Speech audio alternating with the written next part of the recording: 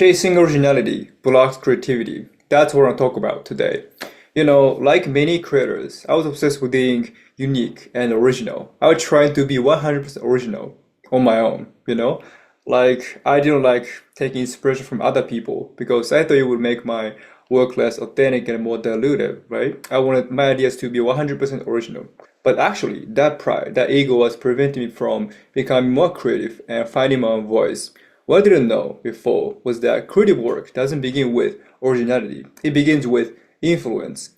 Every creative work begins as a response to something that came before it. Mark Twain once said, the idea of plagiarism is absurd because all human thought is built on previous thoughts. All ideas are second hand, right? So constantly, ideas shape what we consume. So in that sense, nothing can be original in this world. He said, if you want to become creative, you need to actively and shamelessly imitate other people because that's how you learn and improve. His words are so liberating for me because society has told me copying is cheap, dishonest, and something to be ashamed of. So trying to be not a fraud, but one of the most influential writers in history openly encouraged imitation, which is so liberating and encouraging for me. It gave me it's a huge weight off my mind, right? So I'm actively seeking inspiration in books, videos, and articles to come up with new video ideas for YouTube. You know what? It's way faster than brainstorming ideas on my own because, we can't generate ideas out of thin air. We need references to draw on, right? Like, staring at a blank page trying to come up with a new idea is just not efficient and effective. You need references, you need guidance, you need influence first, which you use as a spine in order to build your work. Creativity isn't about making something entirely new from scratch. It's more about expressing ideas, existing ideas, through a unique personal lens. It's okay to base your work on someone else's work as long as you reshape it with your personal touch and perspective. Make it unrecognizable by adding something new. Your perspective, your ideas, your own creativity. As long as you make it unrecognizable, you can call it your work.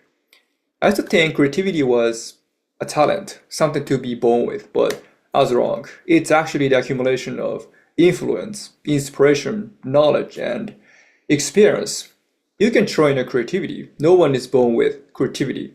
It's a myth that great creators are naturally gifted and can come up with ideas on their own. Every great artist, whether it's a writer, filmmaker, musician, artist, or entrepreneur, whoever, they all learn by imitating other people. They develop their own unique styles by just borrowing ideas and copying other people's styles and, absorbing information and knowledge. That's how they did it. Imitation is the foundation of creativity. So when you catch yourself feeling guilty for borrowing ideas, copying other people's styles, and drawing inspiration from other creators, just don't, because that's a path everyone has taken. Every great artist has taken. So there's nothing to be ashamed of. Absolute originality is unattainable. So it's okay to be like other creators. It's okay to have your work overlapping with other people's works because that's bound to happen, right? So in fact, accepting that idea takes to the next level faster. Ironically, people who shamelessly copy and imitate learn and improve faster than those who don't do it out of pride. I was a latter before. I didn't like taking inspiration, but that was holding me back and limiting my growth. Then I asked myself, should I let my pride and ego limit my growth? Absolutely not. So I put my pride aside and became humble and willing to learn from other people. Don't get me wrong, I'm not imitating other people to make rote copies of their works. I'm imitating to make sense of how things work and synthesize it with my own creativity.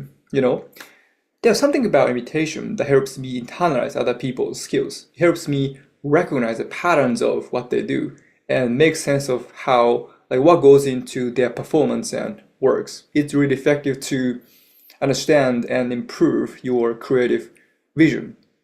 You can't learn and internalize these things through passive learning like watching, listening, and reading. You need to learn something and apply it, even if it's imitation. It's really effective, so you should try it.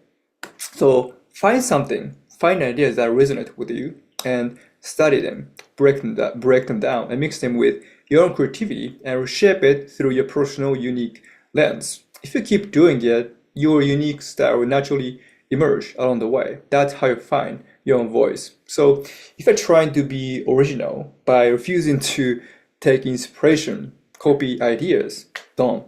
Okay, you need to learn from other creators. You need to imitate other people's styles in order to be more creative. It's really effective. As Mark Twain said, you need to be creative by imitating other people. It's more efficient and effective. So yeah, that's pretty much it. If you found this video helpful, like, comment, and subscribe. See ya.